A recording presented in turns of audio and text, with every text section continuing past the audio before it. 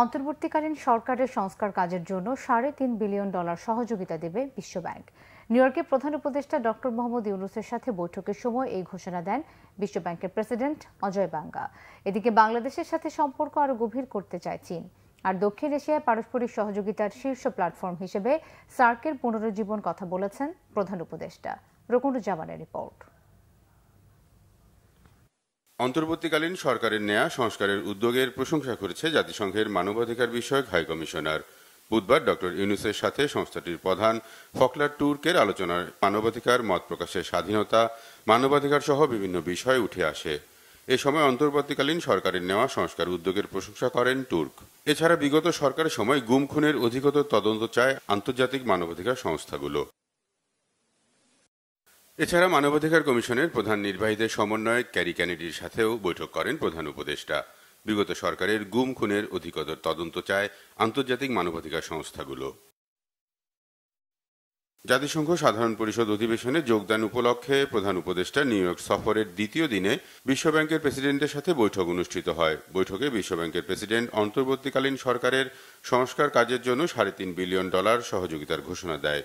এর মধ্যে $2 বিলিয়ন নতুন করে হওয়া সংস্কার কাজের জন্য আর $1.5 বিলিয়ন চলমান সংস্কার প্রকল্পগুলোতে। বাংলাদেশ পুনর্গঠনে জুলাই অভ্যুত্থানকে বড় সুযোগ অবহিত করে প্রধান উপদেষ্টা বিশ্বব্যাংকে আরও সহযোগিতার জন্য এগিয়ে আসার আহ্বান জানান। এরপর সাধারণ পরিষদ অধিবেশনের অপর এক সাইডলাইন বৈঠকে চীনের পররাষ্ট্রমন্ত্রীর সাথে বৈঠকে মিলিত হন প্রধান উপদেষ্টা অধ্যাপক মোহাম্মদ ইউনূস। চীনের পররাষ্ট্রমন্ত্রী সৌর বিদ্যুৎ সহ নবায়নযোগ্য জ্বালানি খাতে আরও বিনিয়োগের আগ্রহের কথা জানায়। চীন পররাষ্ট্রমন্ত্রী ইয়াং ওয়ান বলেন, বাংলাদেশের মানুষের আকাঙ্ক্ষা পূরণে এই সরকারের সফলতার বিষয়ে চীন আত্মবিশ্বাসী। জাতিসংঘ সাধারণ পরিষদ অধিবেশনে সাইডলাইন অপর একটি বৈঠকে পাকিস্তানের প্রধানমন্ত্রী শাহবাজ শরীফের সাথেও বৈঠক করেন প্রধান উপদেষ্টা অধ্যাপক মোহাম্মদ ইউনূস। এ সময় দক্ষিণ এশিয়ার পারস্পরিক সহযোগিতার শীর্ষ প্ল্যাটফর্ম হিসাবে সার্ককে পুনরুজ্জীবিত করার আহ্বান জানান প্রধান উপদেষ্টা। এছাড়া প্রধান উপদেষ্টা নেপালের প্রধানমন্ত্রী কেপি শর্মা ওলির সাথেও দ্বিপাক্ষিক বৈঠক করেন। সাউথ আফ্রিকার প্রেসিডেন্ট রামাফোজের সাথেও দেখা করেন প্রধান উপদেষ্টা। নিউ ইয়র্ক টাইমসের প্রধান কার্যালয়ে বিখ্যাত ভূতাত্ত্বিক নৃতাত্ত্বিক জানি গুটওয়েলের হাতে জুলাই আন্দোলনের গ্রাফিতির অ্যালবাম তুলে দেন প্রধান উপদেষ্টা অধ্যাপক মোহাম্মদ ইউনূস। রকুনুজ্জামান, বাংলা ভিশন, ঢাকা। 1996 সাল থেকে বিভিন্ন সময় বাজার কারসাজির সাথে এক এক সময় কাজ করছে এক এক গ্রুপ, বলছেন বাজার সংশ্লিষ্টরা। এখন কারসাজির সাথে জড়িতদের দৃষ্টান্তমূলক শাস্তি দিলে ভবিষ্যতে এমন ঘটনার পুনরাবৃত্তি ঠেকানো যাবে। এতে বিশেষত ক্ষুদ্র বিনিয়োগকারীদের ঝুঁকিও কমে যাবে। গোলাম ময়নুল হাসানের রিপোর্ট। 5 আগস্ট শেখ হাসিনা সরকারের পতনের পর এখনো পর্যন্ত দেশের প্রধান পুঁজিবাজার ডিএসসিতে সূচক বেড়েছে 507 পয়েন্ট। এই সময়ের মধ্যে পুনর্গঠিত securities and exchange commission share বাজারে অনিয়ম তদন্তে কাজ করছে। মঙ্গলবার বিএসইসি কমিশন সভায় 4 ব্যক্তি ও 3 প্রতিষ্ঠানকে জরিমানার সিদ্ধান্ত হয়। এর মধ্যে রয়েছে ক্রিকেটার সাকিব আল হাসানের নাম। তাকে জরিমানা করা হয় 50 লাখ টাকা। আলোচিত আবুল খায়ের হিরুকে জরিমানা করা হয় সাকিব আল হাসানের অর্ধেক 25 লাখ টাকা। সাকিব আল হাসান কিন্তু বাংলাদেশ সিকিউরিটি এক্সচেঞ্জ কমিশনের দূত হিসাবে কাজ করেছে। যদি সিকিউরিটি এক্সচেঞ্জ কমিশনের সাথে জড়িত থেকে একজন ব্যক্তি এই ধরনের অন্যায় করে থাকে, তাহলে অন্যায়ের পরিমাণটা তার আসলে কত ছিল আপনি সেটাকেই চিন্তা করে দেখেন। যে উনি তো সাধারণ ব্যক্তি না, উনি একজন স্টার। তারপরেও যদি তাকে এই ধরনের কাজের সাথে জড়িত হয় তাহলে আসলে তাদের ইনভেস্টিগেশনের ভিতরে আরো অনেক বেশি আপনি তথ্য পাবেন। XYZ যারাই যখন কাজগুলো করে, কারণ একটা সেশনে কিন্তু এক একটা গ্রুপ করে। এবার আপনি যদি 96 সাল থেকে দেখেন, তখন একটা গ্রুপ বাজারে কারসাজি করেছে, 10 সালে একটা গ্রুপ কারসাজি করেছে, বা যারা বড় আকারে ট্রানজাকশন করে তাদের নামটাই তো সামনে আসে। সব ক্ষেত্রে কারসাজিকারক বলা, মানে একেবারে এক নামে আখ্যায়িত করাটাও ঠিক হবে না। কিন্তু এক একটা সেশনে এক একটা গ্রুপ কিন্তু এই কাজগুলো সংগঠন করে থাকে। তো ফলে হয় কি, তারা যখন করে তারা কিন্তু একটি শেয়ার নিয়ে থাকে না। তারা যখন একটি শেয়ার কারসাজি করে সাকসেসফুল হয়, তারা আরেকটি শেয়ার ধরে, আরেকটি শেয়ার ধরে, আরেকটি শেয়ার ধরে। এইভাবে কিন্তু পর্যায়ক্রমে তাদের তাদের ব্যাপ্তিটা বিস্তৃত হতে থাকে। বাজারে সুশাসন নিশ্চিত হলে পুঁজি বাজারের প্রতি বিনিয়োগকারীদের আগ্রহ বাড়বে বলে ধারণা বাজার সংশ্লিষ্টদের।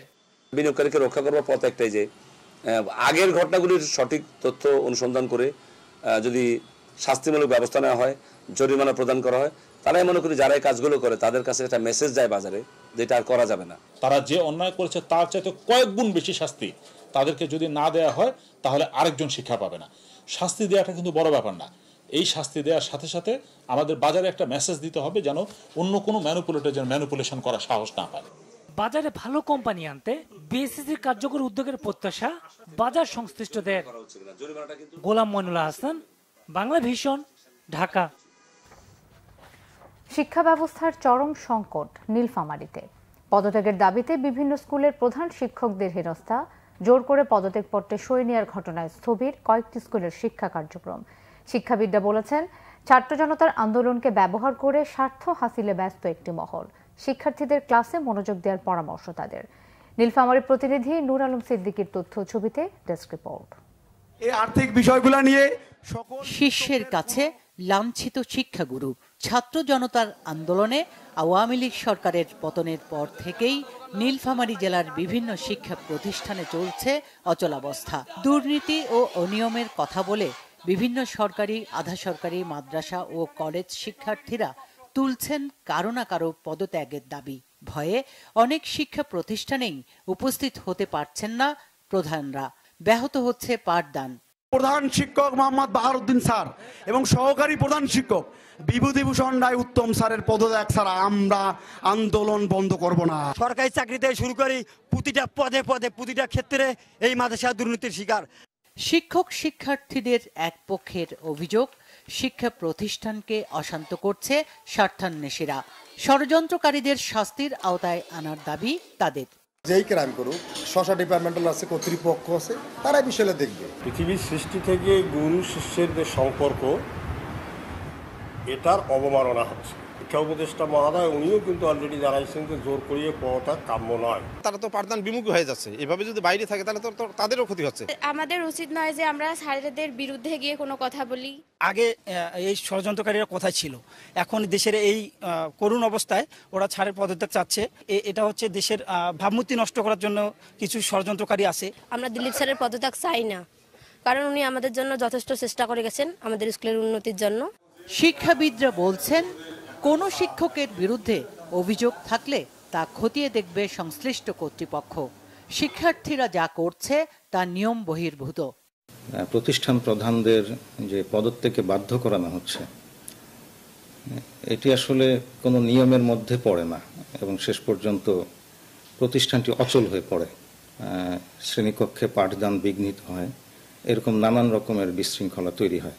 যারা এই কাজগুলো করছেন তারা আসলে নিয়ম জানেন না বলেই হয়তো করছেন বা উস্কে দিচ্ছেন, এই জাতীয় কিছু ঘটনা ঘটছে। এই বিষয়ে ক্যামেরার সামনে কথা বলতে রাজি হননি নীলফামারী জেলা শিক্ষা কর্মকর্তা মোহাম্মদ হাফিজুর রহমান। জেলায় 10টির বেশি শিক্ষা প্রতিষ্ঠানের প্রধানরা পদত্যাগপত্রে সই করেছেন, আর অভিযুক্ত শিক্ষকরা অনুপস্থিত অর্ধ শতাধিক স্কুলে। Bangla vision news desk. মানিকগঞ্জের শিবালয় গার্মেন্টস কর্মীবাহী একটি বাসের সাথে ট্রাকের সংঘর্ষে 3 নারী শ্রমিক নিহত হয়েছেন। বৃহস্পতিবার ভোর 6:30টার দিকে ঢাকা আরিচা মহাসড়কের বোয়ালি ব্রিজ এলাকায় এই দুর্ঘটনা ঘটে। হাইওয়ে পুলিশ জানায়, দুর্ঘটনায় গার্মেন্টস কর্মীবাহী বাসটির সামনের অংশ দুমড়ে মুচড়ে যায় এবং ট্রাকটি পাশের খাদে পড়ে যায়। দুর্ঘটনাস্থলে একজন ও হাসপাতালে নেওয়ার পর 2জন মারা যায়। হতাহতদের পরিচয় এখনও জানা যায়নি। হতাহতদের উদ্ধারে ফায়ার সার্ভিস, হাইওয়ে পুলিশ ও থানা পুলিশ ও স্থানীয়রা কাজ করছে। শিবালয় উপজেলা স্বাস্থ্য কমপ্লেক্স হাসপাতালের জরুরি বিভাগের চিকিৎসক শাম্মী আক্তার জানিয়েছেন, আহত 20 জনকে তারা চিকিৎসা সেবা দিয়েছেন। আন্তর্জাতিক। ইউক্রেনকে অস্ত্র সহায়তা দেওয়া পশ্চিমা দেশে পারমাণবিক হামলার হুমকি দিয়েছেন রাশিয়ার প্রেসিডেন্ট ভ্লাদিমির পুতিন। শুরু করেছেন পারমাণবিক অস্ত্র ব্যবহারের জাতীয় নীতি পরিবর্তনের কাজ।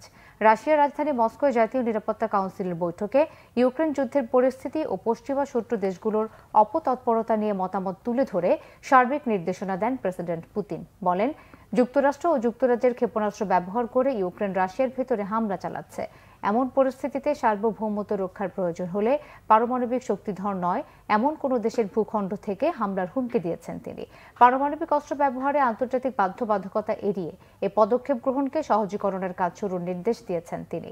বলেছেন, কেবল পারমাণবিক হামলায় আক্রান্ত হলে পাল্টা একই ব্যবস্থার জাতীয় নীতি পরিবর্তন করা হবে। উত্তেজনাকর পরিস্থিতির মধ্যে যুক্তরাষ্ট্রের আলাস্কা রাজ্যের পাশ দিয়ে টহল দিয়েছে পারমাণবিক বোমা হামলা চালাতে সক্ষম রাশিয়ার 2টি বিশেষ বিমান। বলা হয়েছে, বেরিং সাগরের উপর দিয়ে ওড়ার সময় যুদ্ধবিমানের বহরটি আন্তর্জাতিক আকাশসীমা লঙ্ঘন করেনি। এই ছিল এখনকার মতো। পরের সংবাদ বেলা 12টায় দেখার আমন্ত্রণ রইল। এছাড়া বাংলাভিশন সংবাদ ও সংবাদ সংশ্লিষ্ট অনুষ্ঠান দেখতে ভিজিট করুন www.bvnews24.com ও facebook.com/banglavision news এবং সাবস্ক্রাইব করুন youtube.com/banglavision news।